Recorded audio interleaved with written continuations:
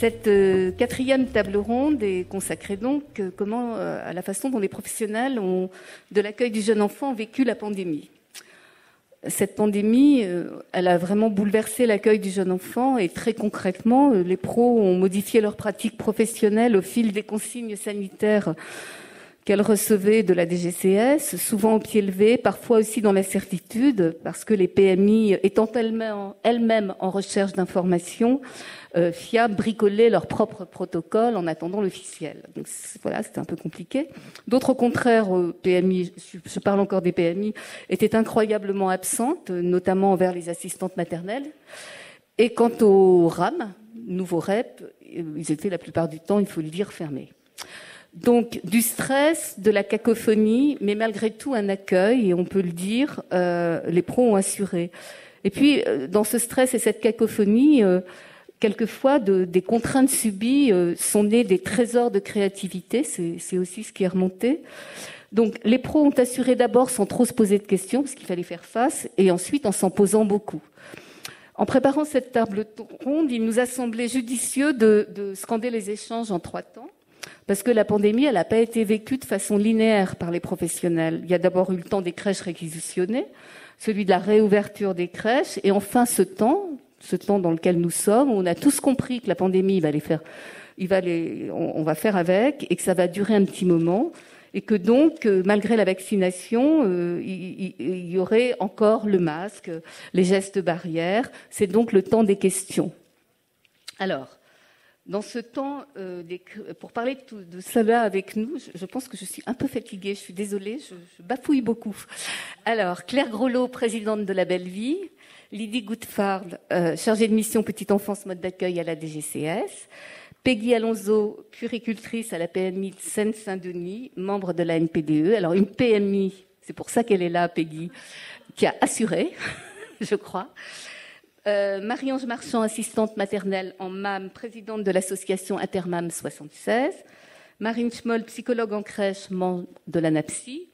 Et puis Monique Busquet, psychomotricienne, formatrice petite enfance, chroniqueuse pour notre site Les Pros de la Petite Enfance et co-auteure de l'étude sur le port du masque en EHJE avec Marie-Hélène Horty. Voilà, c'est notre duo. Puéricultrice, formatrice petite enfance et aussi donc qui a mené pas mal d'études pendant cette période de la pandémie. Alors, le temps des crèches réquisitionnées, il y a eu d'abord la sidération, on ne savait rien de ce virus. Finalement, l'annonce des fermetures des crèches, elle a surpris tout le monde. Très vite, on a su qu'il y a des crèches qui seraient réquisitionnées pour accueillir les enfants des personnels soignants. Les micro-crèches et les assistantes maternelles finalement, ont été autorisés, voire encouragés à poursuivre leur accueil. Ceux-là ont fait face, ces professionnels-là, ils ont fait face avec professionnalisme et créativité. Ils se sont adaptés, ont tracé leur propre route en essayant de faire au mieux, parce qu'à cette époque-là, il n'y avait pas encore de consignes officielles de la DGCS pour les modes d'accueil. Marie-Hélène Hortig, vous avez, avec la psychologue du développement Marie-Paul Tolombéard, lancé un petit questionnaire pendant cette période auprès d'une trentaine de crèches réquisitionnées.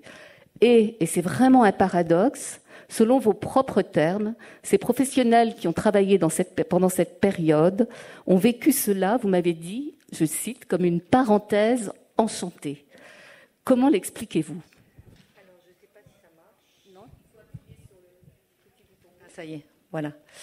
Donc en fait, au moment justement de cette période de confinement, en tant que formatrice petite enfance, j'ai vu fleurir beaucoup de protocoles sauvages. Enfin, quand je dis sauvages, venant pas de la DGCS, c'est-à-dire d'un certain nombre de PMI, de communautés de communes, voire même de communes, qui chacune y allait de son petit protocole. Et il se trouve qu'en tant que formatrice, j'ai été le réceptacle de beaucoup de protocoles.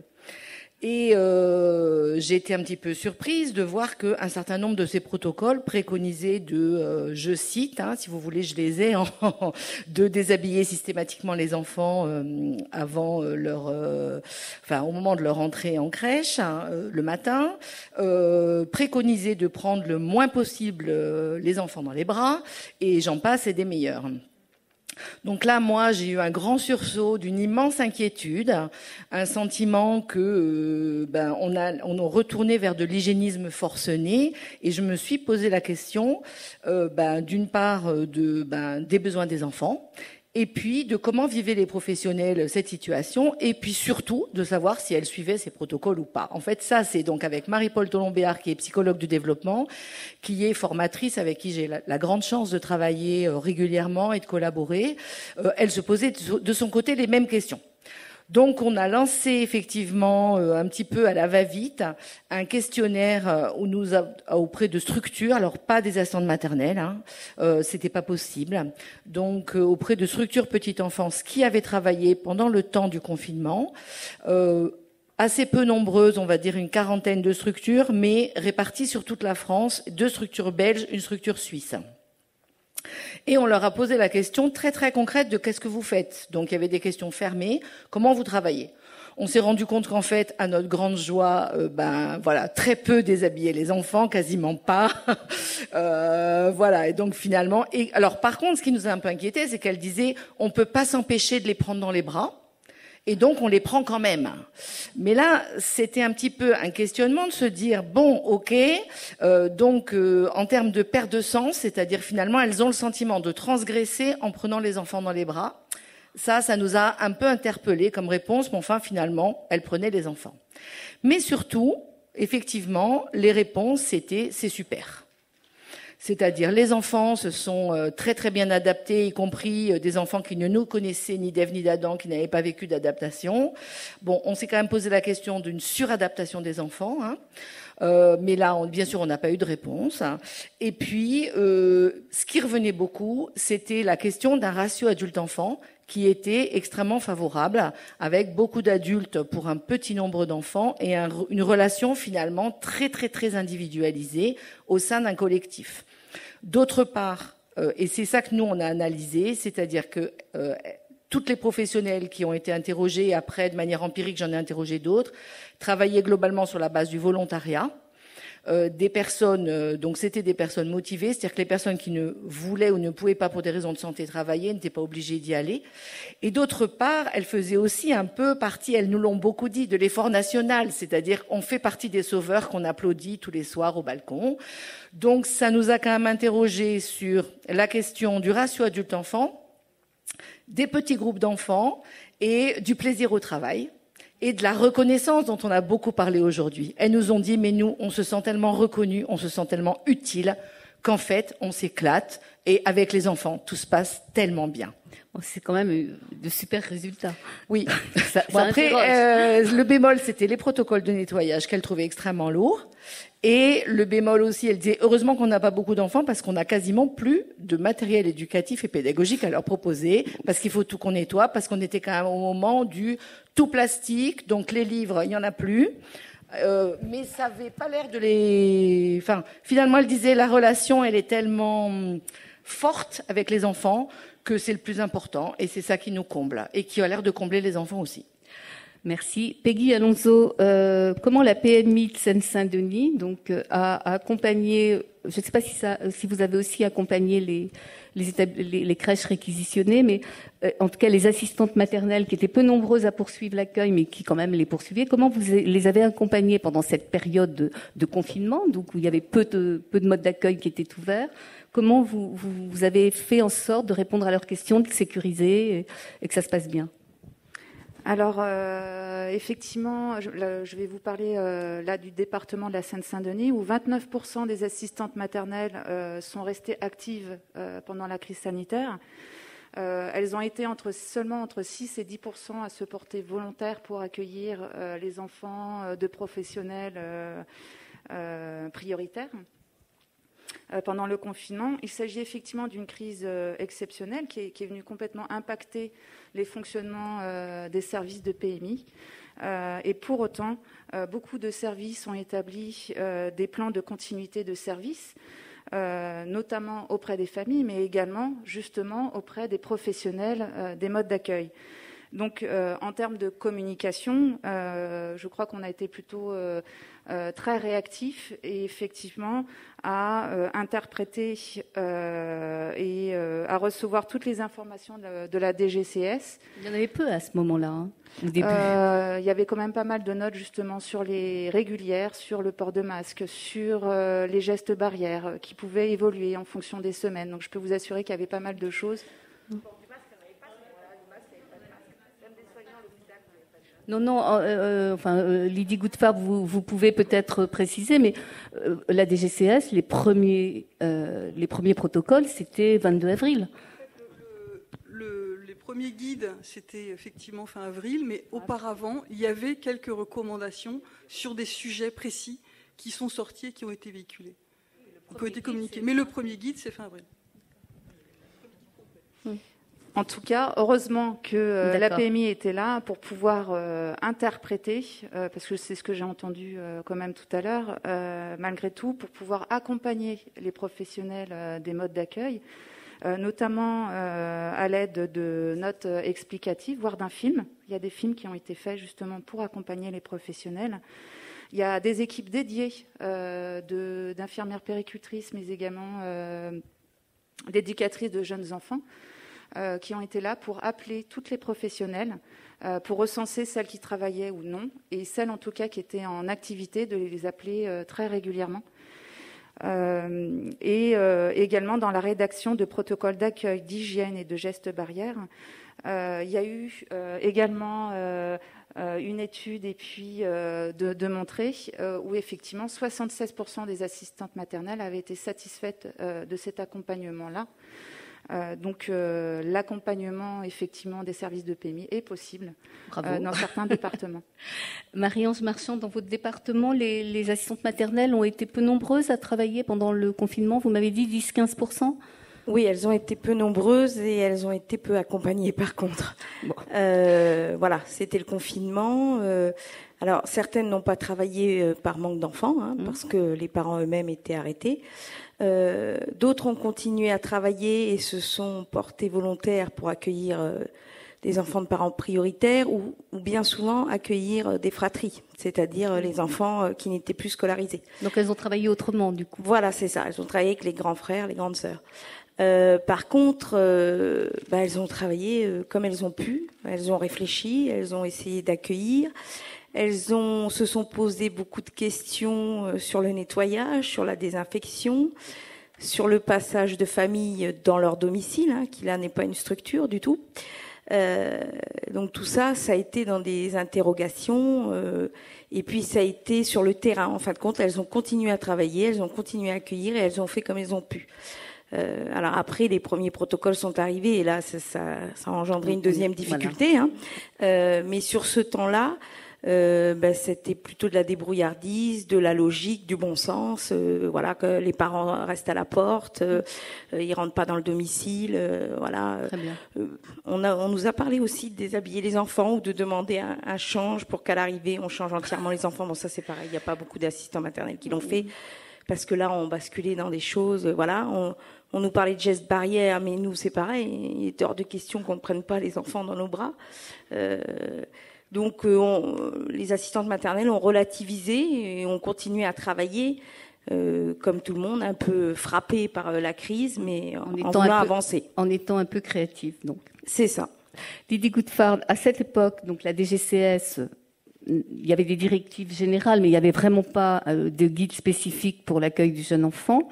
Est-ce que vous avez été beaucoup sollicité malgré tout? Est-ce qu'on vous a posé beaucoup de questions? Et qui vous les a posées?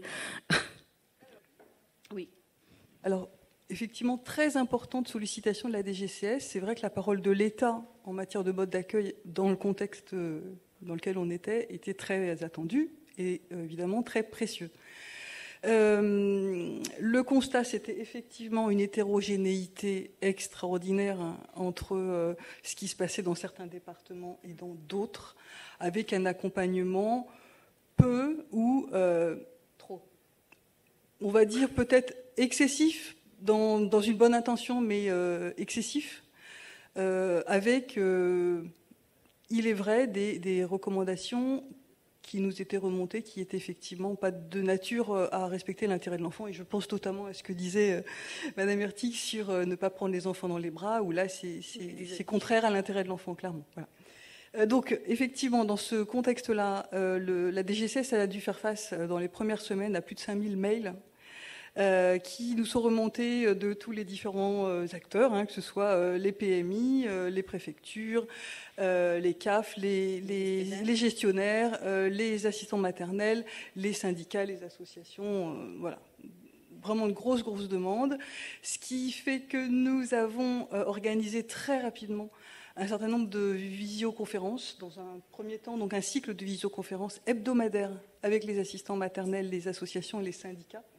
Et puis un cycle aussi de visioconférences avec les gestionnaires d'établissements et ou d'autres modes d'accueil associés, en présence donc du secrétaire d'État, de Virginie Lasserre, la directrice de la DGCS, mais également il y a eu aussi des visioconférences avec notamment les directrices de PMI du 93 justement et du 91 qui étaient venues effectivement expliquer comment ça se passait, ce qu'ils pouvaient décliner sur leur territoire. Et puis, il y a eu aussi très rapidement le besoin d'établir un guide qui soit le plus universel possible. Là, ça s'est arrivé avec la réouverture des crèches et les versions successives. Et quand je dis versions successives, c'est pas du tout péjoratif, parce que en général, elles étaient plus précises, elles ont levé des contraintes, enfin, elles se sont affinées, vos directives, et je pense que ces consignes affinées, ça a soulagé parfois les professionnels, parce que c'est vrai que le premier guide, c'était le coup de massue quand même. Donc c'est vrai que la deuxième séquence, avec la réouverture des crèches, il y a eu quand même cette impression dans les modes d'accueil, nettoyage, désinfection, distanciation, gestes barrières, masques en présence des enfants, non, pas en présence des enfants, oui, il y avait des protocoles, je pense, très contraignants, très chronophages, mais les équipes, je pense, s'en sont emparées, tant bien que mal, avec quand même en toile de fond ce que disait Marie-Hélène tout à l'heure, la crainte d'un retour à un hygiénisme qui ferait perdre 30 années de progrès dans les modes d'accueil, quoi. Alors, justement, je vous passe encore la parole, Lydie. Comment la DGCS a-t-elle travaillé ces protocoles sanitaires qui ont parfois été diffusés tardivement, donc qui ont mis un petit peu en difficulté les gestionnaires? Et voilà, je pense que vous n'êtes pas seul à décider que c'était pour ça que c'était long et compliqué. Alors, je vous propose de faire rapidement, synthétiquement, mais un petit retour sur comment on rédige effectivement un guide, comment ça se passe dans les faits concrètement. Donc déjà, les guides, ils sont élaborés en fonction des études et en tout cas des rapports et des notes officielles, c'est-à-dire donc les rapports de la Haute Autorité de Santé, mais également ce qu'on appelle le MinSanté, qui est un rapport. Alors, je vais vous citer parce que c'est le CORUS, c'est pas forcément connu. Le CORUS, enfin, il est connu en acronyme, mais le CORUS, c'est le Centre opérationnel de régulation et de réponse aux urgences sanitaires et sociales. Donc, c'est deux hautes autorités produisaient effectivement un certain nombre de consignes, de recommandations, de mesures, et nous avions aussi tout ce qui concernait les textes en vigueur sur lesquels on s'appuyait. Avec tous ces textes, ce que j'ai pas dit aussi, c'est que le bureau famille-parentalité de la DGCS est un ancrage dans la cellule de gestion de crise de la DGCS, qui évidemment elle-même est en relation avec tous ces processus de crise sanitaire et ces instances. Et donc, le bureau famille-parentalité a décliné les différentes consignes, notes, doctrines, définitions, etc., en les rendant les plus compatibles possibles avec les modes d'accueil du jeune enfant, d'une part, en proposant des mesures universelles, et puis surtout en garantissant en tout cas une lecture des rôles et des places de chacun. C'est-à-dire que ces guides ont servi à la fois aux services préfectoraux, à la fois aux conseils départementaux, aux services de PMI, mais également aux gestionnaires, aux professionnels, aux directeurs d'établissement, à la CAF. Enfin, c'était tout à fait... j'en oublie forcément, mais en tout cas... tout le monde avait le même document de référence. C'était un document unique pour tous l'intention était que cela fasse consensus et que ça facilite la déclinaison sur le terrain. Pas trop d'interprétations possibles. C'est ça. L'objectif, c'était ça. Ce que je peux vous dire également, c'est que selon les sujets, leur sensibilité, il nous est arrivé de demander un avis technique, un avis pour rester en relation avec le principe de réalité et notamment la relation avec le terrain à certains acteurs des modes d'accueil pour nous effectivement pour bien mesurer si on était complètement à côté ou au contraire c'était plutôt intéressant et on est dans le bon chemin. Voilà. Et là, je pense que votre voisine a quelque chose à dire parce que je crois que Claire Grolot, présidente de la Belle Vie, vous m'avez dit que vous avez pu faire remonter sur le premier protocole des éléments qui vous choquaient à la DGCS et qu'ensuite vous aviez été assez associé à un certain nombre de choses et que ça avait finalement ça avait bien fonctionné de travailler ensemble. Oui, alors nous avons de notre propre chef fait remonter des informations à la DGCS parce que c'est comme ça qu'on fonctionne et que comme on apporte ces éléments en général de façon très constructive, la DGCS sait que la Belle Vie représente 650 établissements d'accueil du jeune enfant qui sont engagés dans une démarche de progrès continu quant à leur impact environnemental et que ces 650 établissements ayant reçu les consignes comme tous les autres établissements en France, nous on a organisé des temps de travail, des temps de remontée et on a continué d'accompagner les crèches de ce réseau dans leur capacité à mettre en œuvre ces recommandations et aussi dans leur capacité de continuer l'amélioration de la qualité de vie, la qualité d'accueil et de réduire leur impact sur l'environnement dans ces contraintes très fortes qui étaient la situation de la pandémie. Donc il s'agissait entre autres de continuer d'utiliser des produits d'entretien écologiques, respectueux de la vie au sens très large, mais qui étaient aussi efficaces contre le SARS-CoV-2.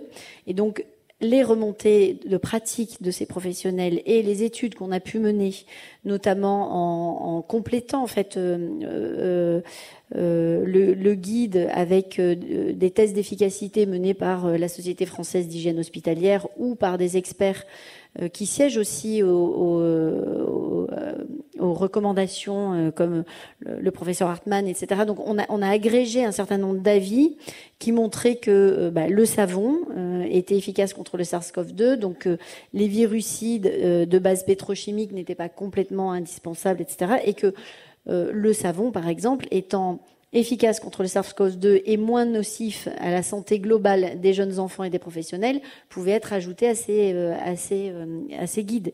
Et c'est toutes ces informations-là que nous avons fait remonter à la DGCS. Et dont la DGCS a tenu compte, parce que je me souviens du premier guide, les virucides, vous avez d'ailleurs signé une tribune libre en disant « Oh, aïe, ces virucides, c'est pas possible ». Stop aux virucides toxiques. Oui. C'était fort. Hein.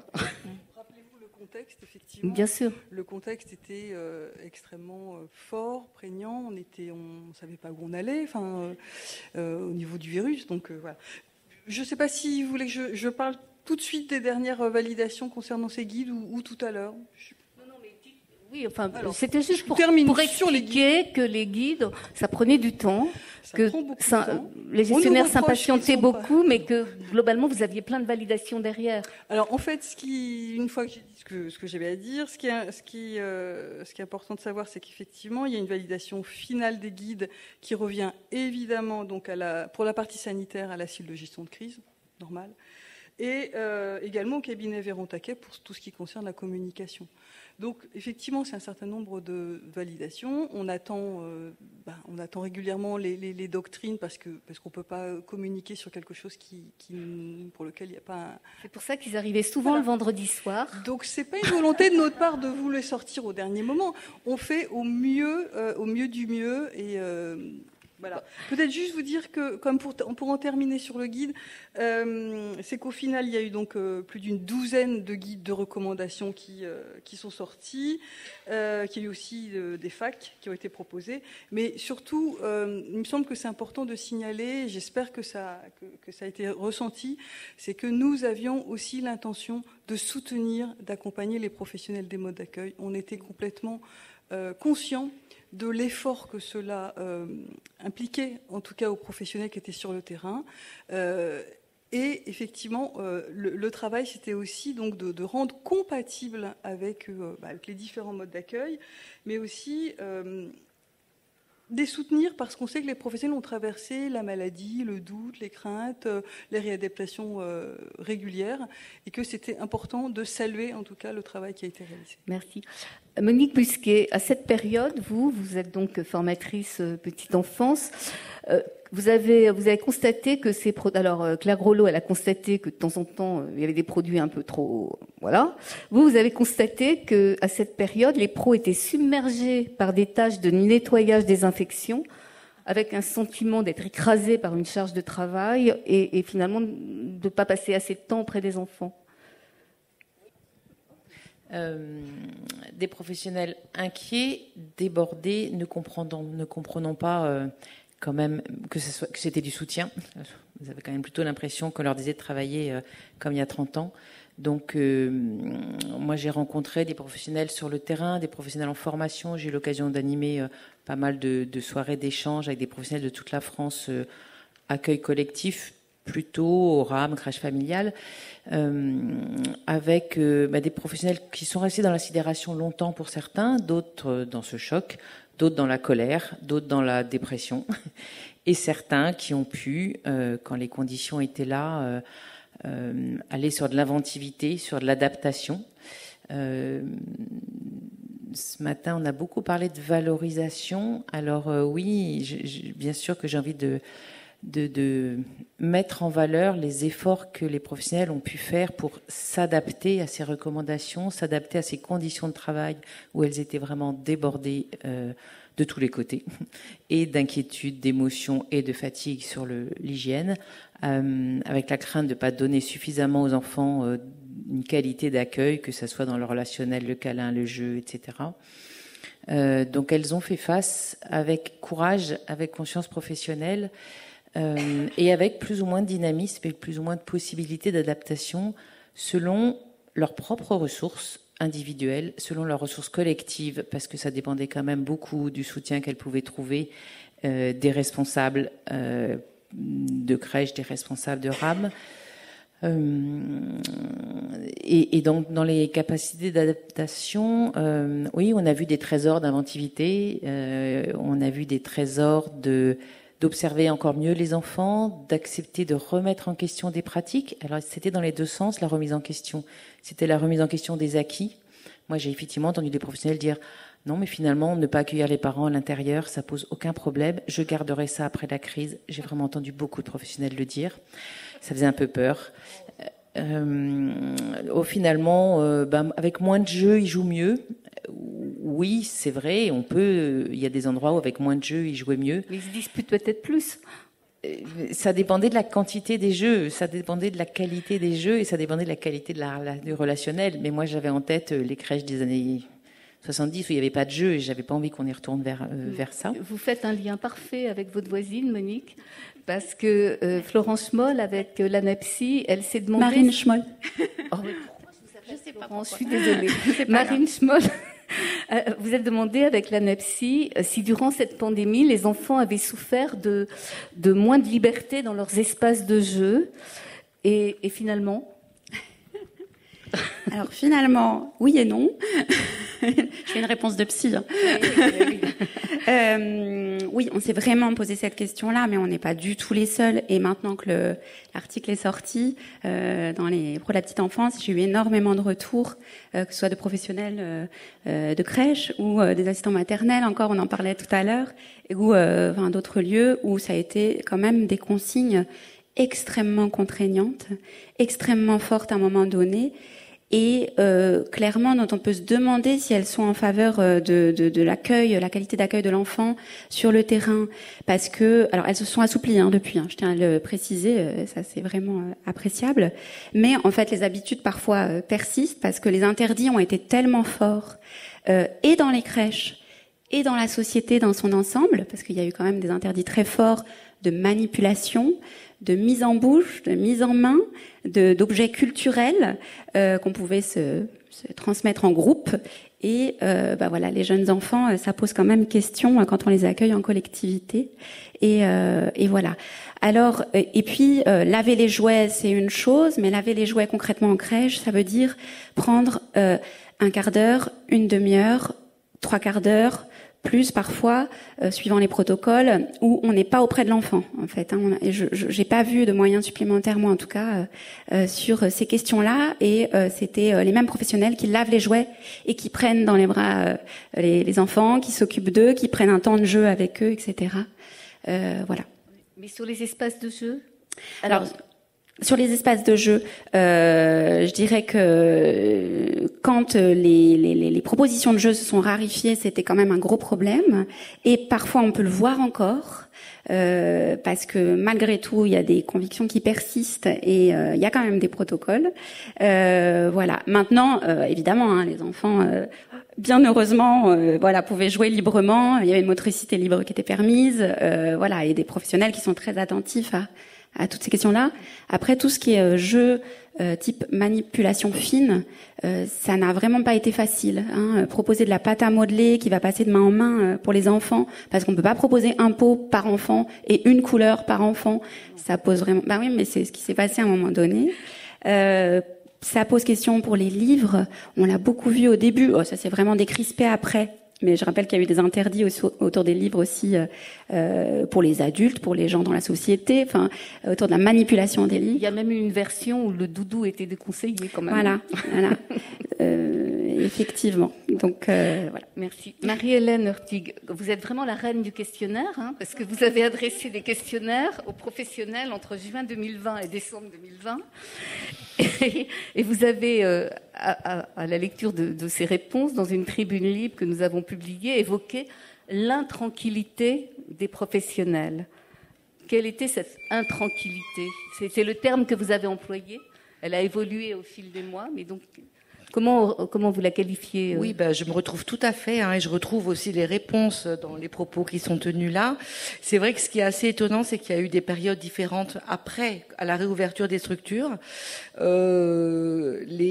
entre les questionnaires qui ont été adressés à des professionnels au mois de juin, par exemple. Donc globalement, ce que je leur demandais, un peu systématiquement sur toutes les formations, donc finalement, puis où s'est passé, c'est qu'est-ce que vous avez trouvé difficile dans la relation aux parents, dans la relation aux enfants et de la relation avec les collègues, et qu'est-ce que vous avez trouvé facile et que vous aimeriez garder. Donc, et au départ, ce qui était vraiment difficile, qui est revenu beaucoup, c'est le port du masque. Ça, dès le départ, y compris quand il n'était pas encore obligatoire. Et ça, c'est resté tout le temps et unanime. Après, sur le reste, ça a beaucoup évolué, en allant un peu de mal en pis. C'est-à-dire qu'au départ, on est resté un peu sur cette période enchantée. Mais mon analyse, c'est de dire, là encore, on avait des groupes de 10 enfants. Et là, ça a changé beaucoup de choses, y compris quand on n'avait pas beaucoup de jeux. Si je peux me permettre d'intervenir sur cette question de l'adaptation des enfants, on a eu les mêmes retours. Nous, on s'est basé vraiment à l'ANAPSI PE sur les retours d'observation en crèche. Donc, on a accumulé, je pense, on s'est appuyé sur plus de 1000 heures d'observation en crèche aussi, même si c'est pas de la recherche, on s'est appuyé là-dessus. Et en fait, nous, on voit les effets après coup. C'est-à-dire que effectivement le petit nombre a favorisé le bien-être des enfants, mais en fait c'est tout le temps pareil dans la petite enfance. Les bébés nous les manifestent après, quand ça va pas. Et après, ils ont montré quand même qu'il y avait eu trop de changements de repères, des référentes qui étaient pas là, de l'absentéisme, trop de rituels qui changeaient, des choses qui Donc pas tous, c'est du cas par cas, mais on est très attentif à l'après-coup et à la question de la suradaptation et pas seulement de l'adaptation. Donc effectivement, après cette petite période, l'intranquillité est revenue en force, beaucoup avec le manque de sens, le sentiment d'une perte de sens et d'une inquiétude autour de tout ce qu'on dit, Madame, alors je sais plus votre nom, voilà, et Monique Busquet, sur tous les acquis, tout ce qui a été travaillé, et aussi on est quand même actuellement dans une appropriation du cadre national pour l'accueil du jeune enfant, et les professionnels que je rencontrais qui connaissaient le cadre disant mais Marie-Hélène, tu fais que nous parler du cadre, mais en fait nous actuellement on peut difficilement l'appliquer, c'est compliqué, on a le sentiment que tout nous est interdit. Donc cette perte de sens, elle était très forte. Ce que j'ai trouvé intéressant, et moi j'ai aussi envie de faire preuve d'inventivité, c'est beaucoup ce que je leur ai dit, c'est réfléchissez à tout ce qui vous manque, c'est peut-être vos essentiels, et on va faire une espèce de travailler sur le négatif, là, comme les anciennes photos argentiques, et en disant Voilà, peut-être que tout ce qui vous manque, c'est ce qui est important pour vous, et travaillons ensemble sur ce qui est important pour vous, et ça devient vraiment les essentiels de votre projet. Donc voilà, donc ça c'était, bon, même managérialement pour les directrices, je trouve que c'était intéressant. Marie-Ange Marchand, du côté de l'accueil individuel, comment cette période a été vécue? Vous avez insisté sur des protocoles remis tardivement. Alors, je me rends compte qu'il n'a pas été vécu... alors, il a été vécu dans l'intranquillité, comme vous avez dit. Les professionnels n'étaient pas sereines. Mais alors, tout ce qui est protocole, hygiène, multiplication des nettoyages, effectivement des règles, du masque, toutes ces choses. Par exemple, le nettoyage chez une professionnelle assistante maternelle, c'est le soir après le travail. Donc ça a surtout alourdi la charge de travail journalière. Et puis alors la deuxième chose qui peut-être n'est pas ressentie de la même manière dans les modes d'accueil, c'est que les professionnels ont dû faire face à certains protocoles comme de refuser l'enfant. Et là, elles ne sont pas salariées d'une structure, mais elles sont salariées d'un parent employeur à qui elles ont dû dire voilà, si votre enfant a de la fièvre ou s'il manifeste des symptômes, il faudrait peut-être mieux qu'il reste chez lui. Oui, mais que se passe-t-il pour la rémunération? Qu'est-ce qui se passe quand une famille a le Covid, quand un enfant est cas contact? Alors ça, au fur et à mesure des protocoles, heureusement, ça a été de plus en plus affiné, et puis il y a eu des règles qui se sont mises en place. Mais c'est aussi pour ça que les professionnels ont très mal vécu. C'est d'abord par la charge de travail et aussi par la peur, quelque part, d'en manquer. Et vous avez évoqué, quand on a discuté, le surcoût de ces protocoles pour les assistantes maternelles, ce que les crèches... Surcoût financier, oui. Les gestionnaires oui. l'ont peut-être vécu, mais pas les professionnels. Voilà. Nous, on n'a pas de budget crèche et elles ont dû acheter des thermomètres frontales très souvent. Pendant tout un temps, on nous a parlé de blouses, de travailler avec des blouses. Tout ça, voilà, c'est pas ce qui se pratiquait au domicile des professionnels. Les masques, le gel hydroalcoolique. Enfin bon, on avait fait une étude là-dessus sur l'UFNAFAM. C'était un surcoût très conséquent et qui n'a pas été accompagné, contrairement au mode d'accueil, par une aide de la CNAF ou par une aide vis-à-vis d'une aide financière au niveau des enfants. Alors après très longtemps, dans les protocoles, il a été noté qu'il fallait que les parents fournissent les masques. Mais après tout le reste, non, ça a été sur les charges de l'assistante maternelle, en plus professionnelle. Peggy Alonso, en Seine-Saint-Denis, cette période de la reprise de l'accueil, comment ça s'est passé? Est-ce que ce que dit Marie-Ange Marchand, c'est ce qui remontait aussi des assistantes maternelles que vous aviez dans le département, que c'était beaucoup de boulot, que c'était un surcoût, enfin? Il y avait certes je peux que rejoindre effectivement ce qui a été dit. Les sollicitations, en tout cas du département, se sont fait beaucoup en début et tout à la fin.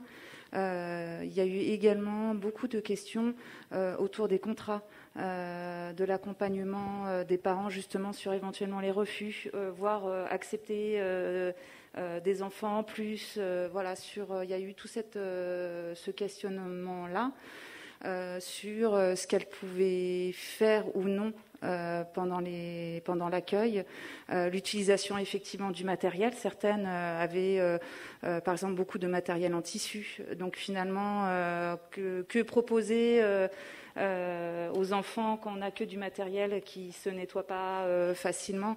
Donc beaucoup de questions effectivement autour du matériel à utiliser pour permettre de continuer à accueillir un enfant dans des bonnes conditions. En préparant cette table ronde, Marine Schmoll et Claire Rollo, vous m'avez fait remonter toutes les deux quelque chose sur la façon dont les professionnels ont travaillé autour des protocoles. Et vous m'avez dit, mais il y en a qui ont pris un peu des libertés, il y en a qui l'ont appliqué stricto sensu, puis il y en a qui pratiquement restent accrochées au premier protocole, comme si elles étaient tétanisées par les risques. Comment vous expliquez ça? Allez-y, Claire, et puis après... Oui, c'est-à-dire que le sentiment de torpeur qui a touché tout notre pays à travers les premières annonces, en fait, certaines personnes sont restées coincés dans ce sentiment de torpeur des individus. Et c'est aussi vrai dans le cadre pour certains gestionnaires, en fait, qui ont voulu, qui se disent le risque est trop important, ou même si, par exemple, pour les protocoles d'entretien, les consignes, les deuxièmes consignes du guide disaient reprenez vos protocoles habituels. Je parle en cas de non-infection, en cas d'absence de cas Covid dans la crèche. Certains gestionnaires ont préféré garder les protocoles les plus stricts, les plus virucides possibles qui avaient été donnés en se disant moi je prends pas le risque, quoi. Parce qu'il y a eu, je pense, une prise de conscience. Je rappelle que les questions d'hygiène, on parle de bonne hygiène quand on est dans la maîtrise des micro-organismes, mais aussi la maîtrise des substances chimiques qui sont dans le milieu.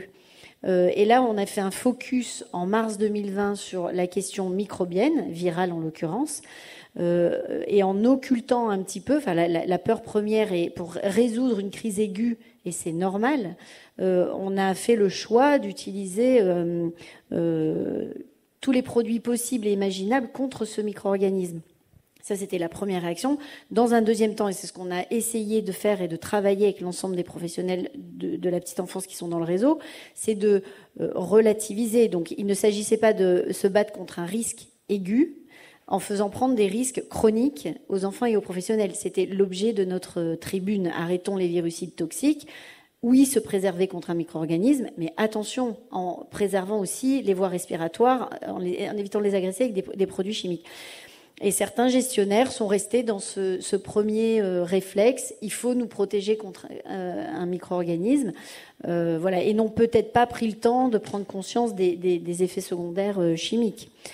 C'est en ça que je vous disais, il y a encore aujourd'hui des gestionnaires qui sont dans le respect de ces premières consignes. Donc, on est là pour les accompagner, mais c'est compliqué. Marine Schmoll, oui. Oui, je pense qu'il y a un effet sidération, effectivement. Et aussi, alors en tout cas dans les lieux d'accueil, il faut se dire que ça a été une année avec très peu de réunions, très peu d'analyse des pratiques. Bon, et parfois ça a été possible, mais ça revient comme partout.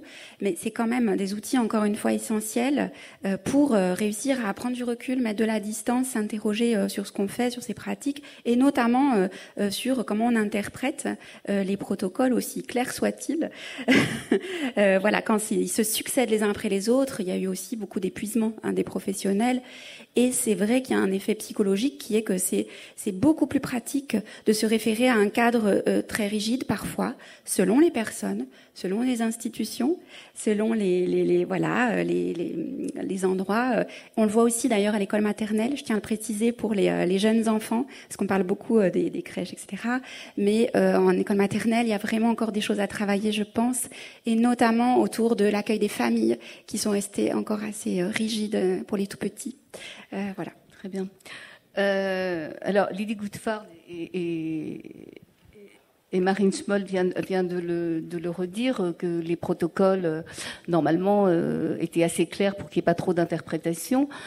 On l'a vu, cependant, les PMI, encore elles, n'ont pas été tout aussi vertueuses que celles de Seine-Saint-Denis. Marie-Ange Marchand, vous me disiez que vous les aviez très tardivement et que vous, pour avoir les protocoles, les assistantes maternelles, vous n'aviez que les PMI pour vous les donner. Vous n'aviez pas d'autre moyen de les avoir. Alors, c'est peut-être une question un peu, mais finalement, quel est le poids de la DGCS face à des PMI un peu récalcitrantes ou trop zélées ou qui ne comprennent pas comme vous? Merci Catherine pour cette question. Alors, vous savez qu'effectivement les PMI dépendent des conseils départementaux et la DGCS, c'est l'État. Donc, c'est de la recommandation, de l'incitation. Alors, pour ce qui concerne le Covid et tout ce qui se passait autour du Covid et des guides, ce qui s'est passé, c'est qu'effectivement, il y a eu quand même 2 courriers importants, conséquents, qui sont partis effectivement du ministère pour alerter les présidents du conseil départemental sur le besoin d'accompagnement des professionnels des modes d'accueil. Et effectivement, c'était extrêmement important de recentrer les missions de PMI sur les modes d'accueil. Je pense que c'est important aussi quand même de pointer aussi que pendant cette période, les services de PMI ont été aussi très bouleversés par rapport à l'ampleur de ce qui leur arrivait. Ils ont été aussi, pour un certain nombre, centrés sur les consultations et la protection de l'enfance. Ceci étant dit, les missions mode d'accueil font partie de leurs prérogatives, et donc nous, on est là pour défendre les modes d'accueil. Et donc effectivement, il y a eu donc 2 courriers pour rappeler l'importance de l'accompagnement des modes d'accueil.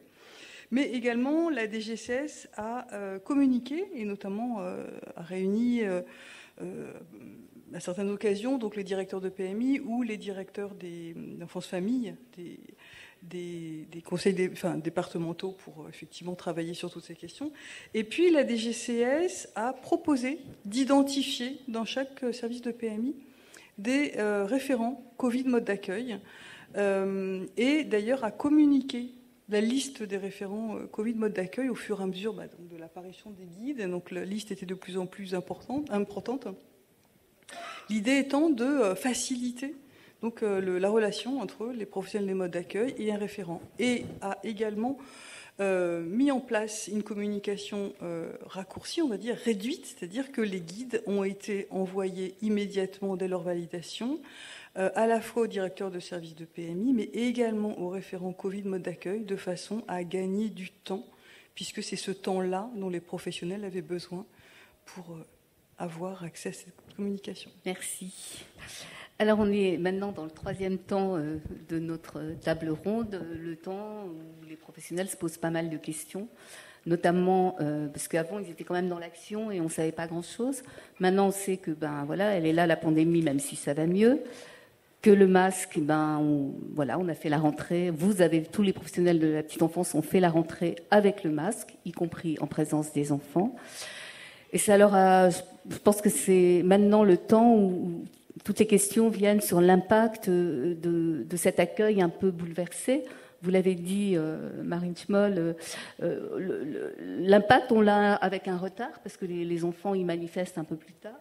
Alors, Marie-Hélène Hurtig et Monique Busquet, vous êtes à l'origine, avec toujours Marie-Paul Colombiard, docteur en psychologie, donc du développement, et Anna Tcherkassov, qui est chercheure en psychologie sociale sur la communication émotionnelle non verbale dans un laboratoire de l'université Grenoble-Alpes, d'une étude sur l'impact du port du masque dans les lieux d'accueil collectifs. 600 professionnels ont répondu. Toutes les 4, vous avez décrypté ces réponses de façon générale et puis de façon plus pointue. Monique, vous l'avez fait surtout sur les pratiques professionnelles, vous nous en parlerez tout à l'heure. Plus généralement, Marie-Hélène, qu'est-ce qu'il en ressortait de ce que répondaient les professionnels de la petite enfance quand on leur demandait comment ça se passe avec le masque par rapport aux enfants? Ce que je tiens peut-être d'abord à dire, c'est que tout à l'heure j'ai parlé d'une enquête un peu empirique là, sur les ressentis des professionnels. Là, justement, comme elle n'arrêtait pas de nous dire c'est le port du masque qui est difficile, et puis elle nous disait c'est le port du masque qui est difficile pour nous, mais surtout pour les enfants, et on s'inquiète pour les enfants. Donc, et puis il y avait un certain nombre d'universitaires qui s'étaient exprimés sur le sujet dans un sens ou dans un autre. Et notre enquête, nous n'avons pas voulu interroger les ressentis, mais nous avons demandé des observations. C'est-à-dire de dire, racontez-nous concrètement, avec des verbatims vraiment précis, de qu'est-ce que vous observez, des réactions des enfants ou des manifestations des enfants au moment où l'enfant voit un adulte masqué et les observations que vous pouvez faire au moment du retrait du masque. Et puis, on avait laissé quand même une case « Avez-vous des commentaires à nous faire ?» dont elles se sont emparées. Donc, ce qu'il faut savoir, c'est quand même on a eu 600 réponses à peu près, mais 600 réponses très étayées. C'est-à-dire qu'il y a des gens qui nous ont fait 10 lignes, 15 lignes, en nous racontant des observations très précises. « J'étais avec Théo 10 mois, voilà comment il a réagi, qu'est-ce qui s'est passé, etc. etc. » Donc, on est vraiment sur du factuel.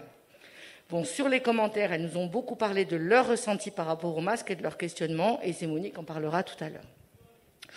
Globalement, on a été interrogés parce qu'en fait, on leur avait demandé les réactions des enfants, Et il y a un certain nombre de personnes qui nous ont dit les enfants ne réagissent pas, il n'y a pas de problème.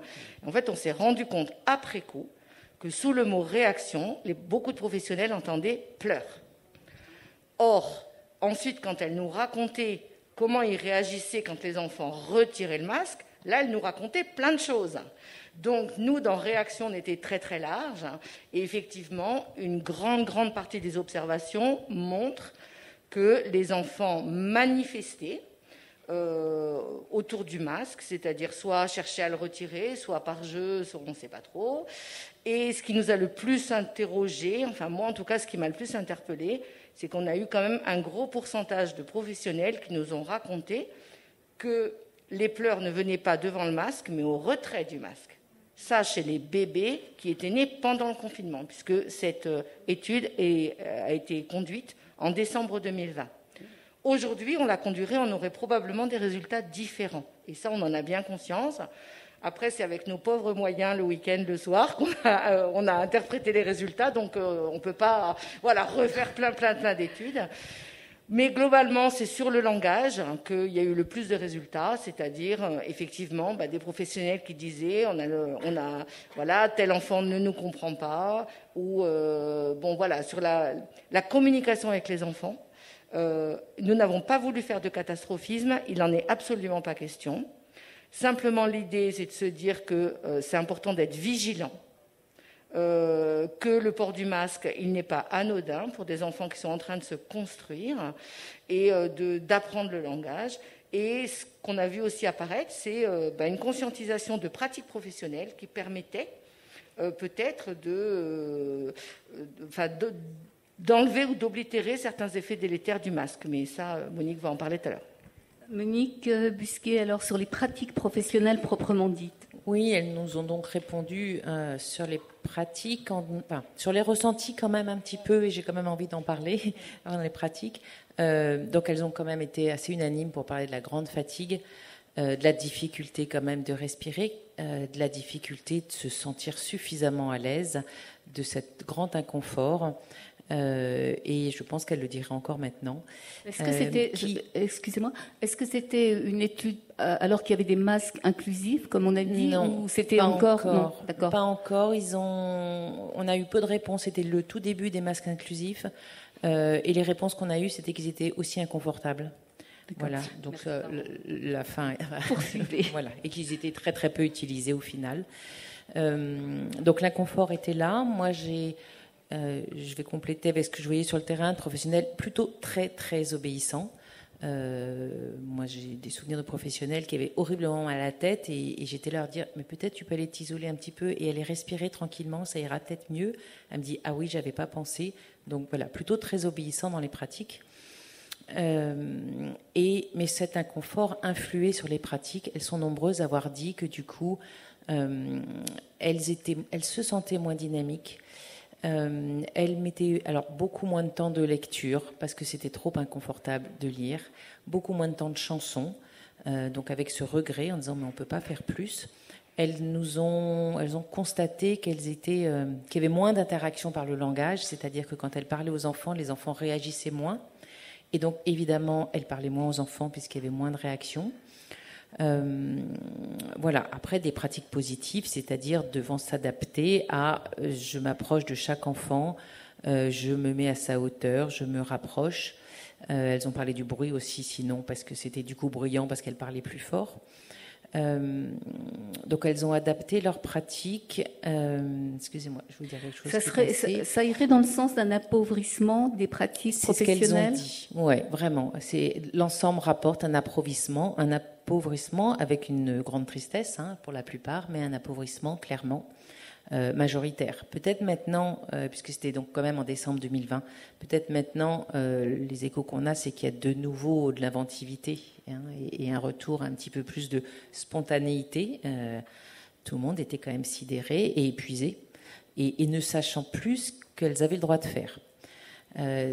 Quand même, j'embraye sur ce qui nous a quand même marqué, c'est effectivement qu'une partie des professionnels, 30% quand même, nous ont dit mais il n'y a pas de problème pour les enfants, c'est un problème pour nous. Mais eux se sont habitués.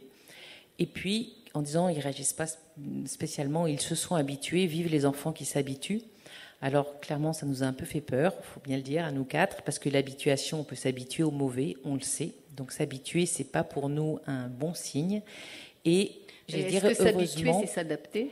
Eh bien, s'habituer, c'est pas s'adapter, voilà, tout à fait. Et heureusement, j'ai presque envie de dire, très spontanément, les 30% qui disaient, il n'y a pas de souci pour les enfants, tout va bien pour eux.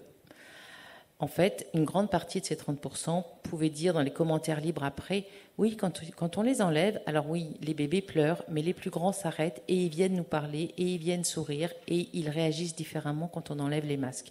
Ce qui montre bien qu'elles étaient capables d'observer quelque chose de différent et que heureusement qu'elles se sont permises. Pas tout à fait obéissantes, mais elles le disaient avec scrupule et elles ont raconté qu'elles enlevaient les masques quand elles sentaient que pour l'enfant c'était vraiment important, que sinon ils ne réagissaient pas quand elles leur adressaient la parole. Elles l'ont beaucoup dit sur l'autorité, quand il fallait mettre un peu de cadre, mais elles l'ont aussi dit quand elles sentaient que les enfants étaient trop inquiets et qu'à ce moment-là elles s'autorisaient à enlever le masque de temps en temps. Sur le masque, est-ce que quelqu'un veut intervenir Je veux dire un mot par rapport à l'intranquillité. C'est-à-dire de ce que dit Monique là, et de ce que je disais tout à l'heure, c'est on se permet, on sait qu'on n'a pas le droit, mais on se permet de les prendre. Là, on voit bien un conflit de valeurs, des conflits de loyauté, entre deux injonctions, et ça, c'est très compliqué à vivre. Oui, Marine, sur le masque. Je rebondis là-dessus. Sur le terrain, on a vraiment retrouvé des éléments que vous avez évoqués, et c'est vrai qu'on est aussi, on a hâte de voir d'autres études parce qu'on voit sur le terrain que ça évolue effectivement du côté des bébés et du côté des professionnels. Il n'empêche qu'on reste sur la même ligne, c'est-à-dire ne pas banaliser le port du masque.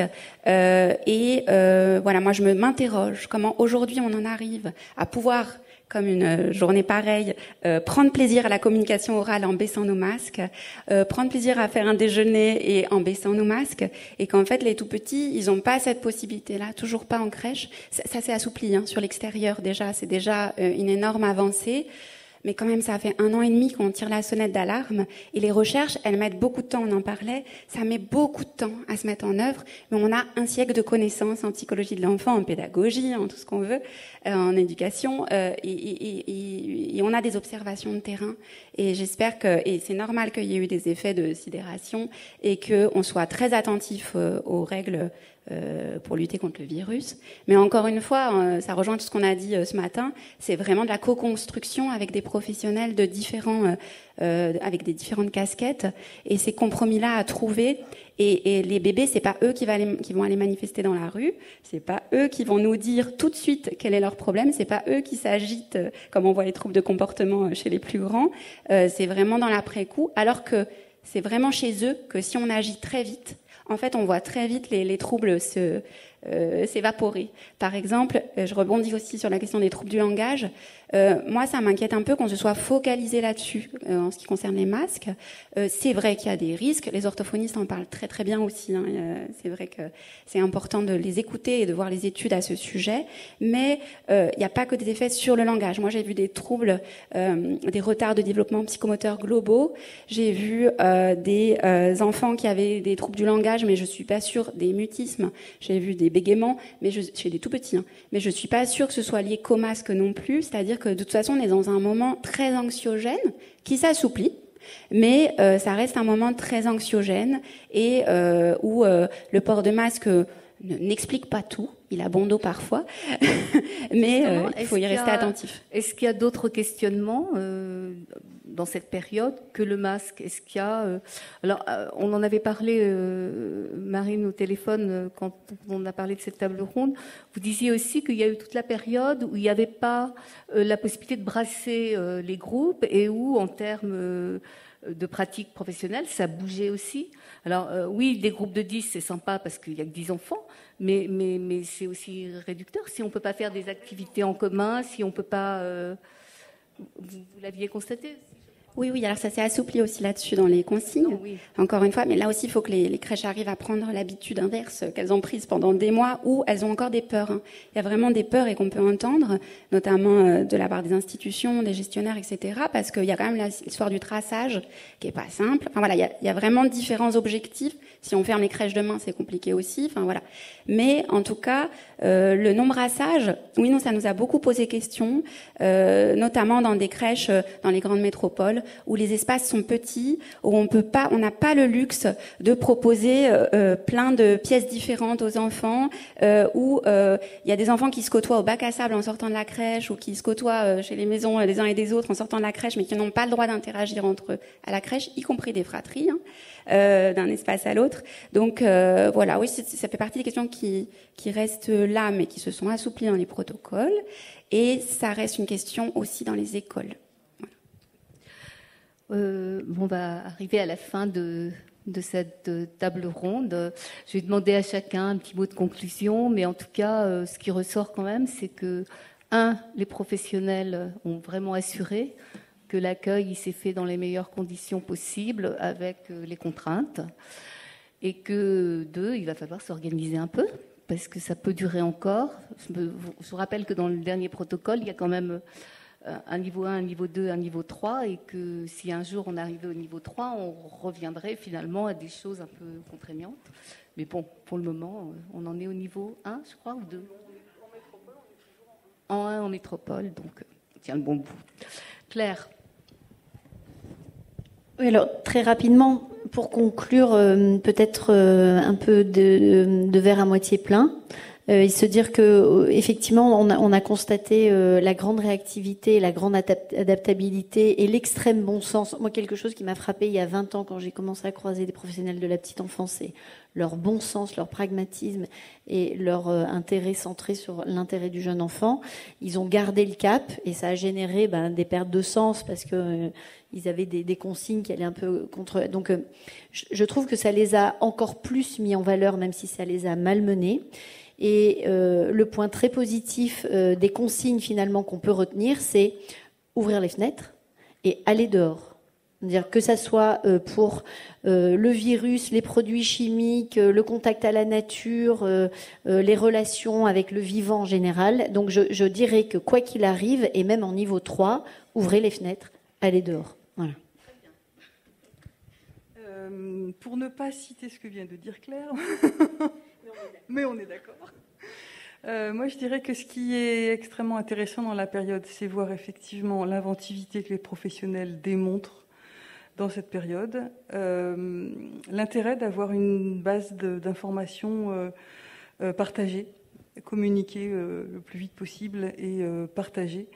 Et c'est ce qui effectivement fait le pont entre tous les professionnels. Et puis, allez, si j'avais une baguette magique, je dirais un petit peu de moyens aussi. Ce serait bien pour communiquer. Et puis on a dit ce matin, j'ai retenu aussi le terme de fluidifier, mais expliquer, accompagner, c'est ça, je pense, dont on a beaucoup besoin. Peggy Alonso. Moi, ce sera le point sur la grande disparité. C'est quand même ce qu'on a pu entendre aujourd'hui, en tout cas dans l'intervention des différents services de PMI au niveau national. Il existe effectivement une grande disparité des départements, tant que sur les moyens que sur les objectifs. Ça reste aujourd'hui la seule compétence sanitaire à être décentralisée.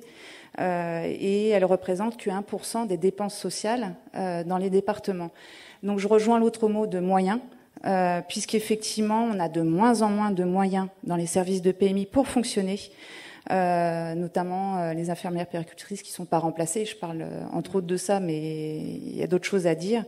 Et on l'a dit tout au long de la journée, il faut des moyens pour avoir des professionnels formés, pour permettre effectivement un accompagnement de qualité des familles, mais également des professionnels des modes d'accueil.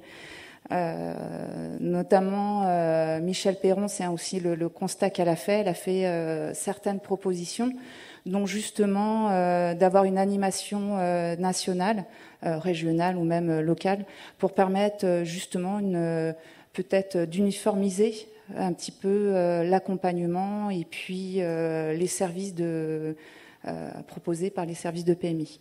D'ailleurs, il y a une pétition qui circule en ce moment pour la plateforme PMI pour essayer d'avoir plus de moyens pour les PMI, entre autres, je crois. Oui, tout à fait. Donc, c'est important qu'on puisse se mobiliser pour ce service qui est important auprès du petit enfant, quoi. Enfin, je pense que c'est maintenant, en tout cas, qu'il faut défendre ce service de prévention et de promotion de la santé de l'enfant. En point positif, effectivement, également la mobilisation, la créativité de l'ensemble des professionnels des services de PMI. Et puis, justement, dans le positif, se servir de certaines expérimentations, de certaines idées à développer par la suite, en présentiel, en distanciel, enfin en tout cas de se dire qu'il faut peut-être profiter de certaines innovations à développer. Marie-Ange Marchand ? Alors moi je dirais, je rappellerai que les assistants maternels ont toujours travaillé pendant tous les confinements, pendant la pandémie. Donc ça les a valorisés parce qu'on s'est rendu compte que là, elles faisaient partie des métiers essentiels, parfois prioritaires. Et donc ça, c'est un point très positif. Mais je voudrais dire qu'il ne faut pas l'oublier et que parfois, elles ont ressenti à ce moment-là qu'elles étaient importantes, qu'elles avaient une place et qu'elles étaient nécessaires. Et il faudrait continuer par là, par exemple comme l'accompagnement santé, qui est en expérimentation dans la nouvelle loi. Et on aurait aimé que ça génère encore plus d'accompagnement pour les assistants maternels qui sont sur le terrain et qui parfois ont des difficultés à avoir l'information, on l'a dit, par les PMI ou ce genre de choses. Voilà. Merci. Marine Schmoll. J'ai pas suivi votre question, en fait. Pardon. Votre question. Une petite conclusion de ce que nous a enseigné cette période et des questionnements que les... Alors, c'est vrai que ça a été une période de crise, et dans toutes les périodes de crise, pour voir le verre à moitié plein, il y a eu du positif aussi, de la créativité, des ressources, etc. Mais il y a aussi de l'épuisement, et il y a un besoin de retour aux valeurs dans les pratiques professionnelles. Et voilà, j'espère qu'on va arriver à cet assouplissement de plus en plus. Voilà. Monique ? Oui, peut-être revenir sur cette question d'habituation et d'adaptation, que pour que les professionnels continuent à remplir le verre, il ne faut pas être dans l'habituation, mais dans l'adaptation. Et pour ça, il faut absolument un temps de penser ensemble pour élaborer, pour réfléchir, pour ne pas subir et être écrasé sous le rouleau compresseur. Donc, moyen et temps pour réfléchir ensemble. Marie-Hélène ? Bon, tout a été dit, en fait. Ce que je voulais dire, si j'avais été la première, j'aurais dit vivons dehors. Il y a de plus en plus de pays en Europe qui réfléchissent à la question de l'extérieur, l'école de la forêt, la crèche de la forêt. Maintenant, grâce à la réforme, les crèches en semi-plénière sont autorisées. Donc, emparons-nous de cette crise aussi pour peut-être aller beaucoup plus dehors. Comme disent les pays du Nord, il n'y a pas de mauvais temps, il n'y a que des mauvais vêtements. Donc, allons dehors.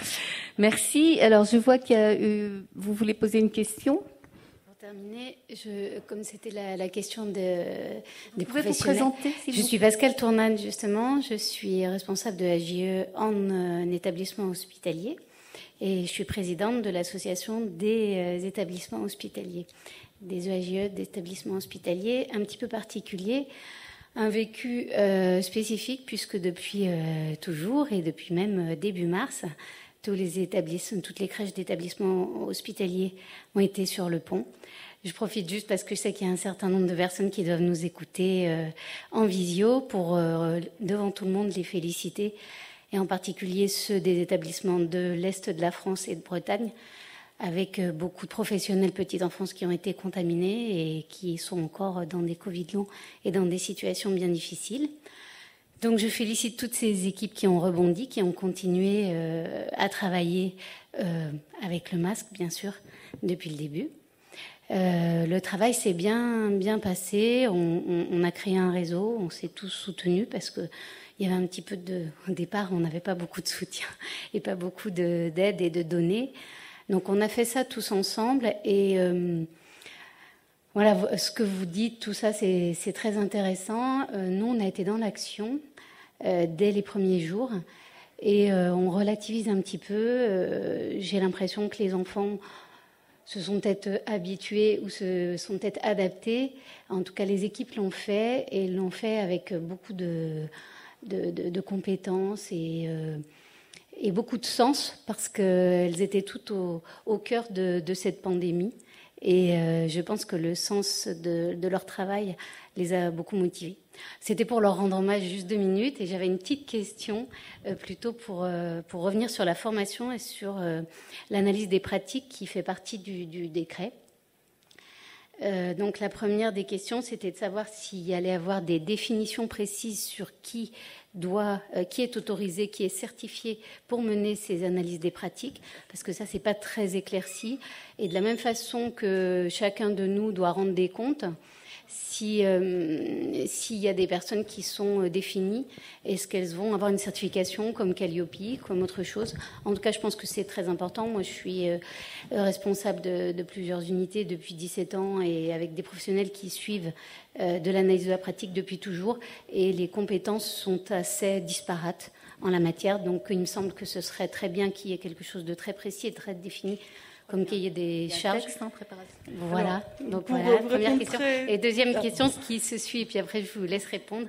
Quel financement pour ces analyses de pratique? Parce que je sais que par exemple dans nos EAG hospitaliers, il n'y a pas tant d'équipes que ça qui peuvent en bénéficier. Et donc est-ce que des financements suivront? Voilà, je vous remercie. Merci pour votre témoignage sur les crèches hospitalières en tout cas, et pour vos questions. Qui ont joué un rôle très important pendant tout le temps, mais en tout cas au début, ça a été compliqué.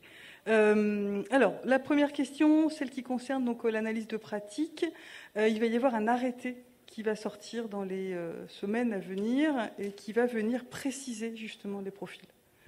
Donc voilà. Et pour la deuxième question, en termes de financement, alors, je ne suis pas la spécialiste des financements et je ne peux pas parler au nom de nos partenaires qui, je crois, ne sont pas là. Mais il s'agit en tout cas effectivement d'une nouvelle obligation laissée aux gestionnaires sur l'accompagnement des professionnels. En fait, il faudra le revoir avec la CAF, parce qu'évidemment que la CAF, dans le cadre de la PSU, va effectivement... alors, voilà, encore une fois, c'est les limites de ce que je peux vous dire. Je ne veux surtout pas parler à la place de la CAF et dire des choses et risquer de dire des choses qui ne seraient pas justes, mais c'est dans ce cadre-là que les choses vont devoir être discutées. Est-ce qu'il y a d'autres questions? Oui, j'avais juste une question par rapport à ce qui se passe ces derniers jours, notamment par rapport à l'obligation vaccinale. Savoir s'il y avait quelque chose, parce que c'est vrai que ça inquiète pas mal les équipes. Donc, alors, vous précisez votre question, ou Lydie, vous voyez à quoi on fait référence, j'imagine. Je pense qu'on fait allusion effectivement à cette décision concernant des tribunaux de référé par rapport à un syndicat qui a effectivement dénoncé une obligation vaccinale qu'une commune... voilà. Pardon. Alors, je n'ai pas de réponse officielle à vous donner aujourd'hui. Je ne botterai pas en touche, mais je vous dirais qu'effectivement, c'est un sujet qui est en pleine instruction, et donc des prochaines informations, des prochaines recommandations seront déterminées et qui prendront en considération tout ce qui peut toucher effectivement et tout ce qui peut impacter ce sujet-là en particulier. Voilà, je ne peux rien vous dire de plus, puisque vous imaginez bien que ce n'est pas à mon niveau que cette décision sera prise, mais ce que je peux vous dire, c'est qu'effectivement, c'est entendu. En tout cas, dans ce jugement, le guide de la DGCS n'est pas remis en question. Donc, tant qu'il n'y a pas d'autres nouvelles mesures, les consignes s'appliquent. Merci à toutes les 7.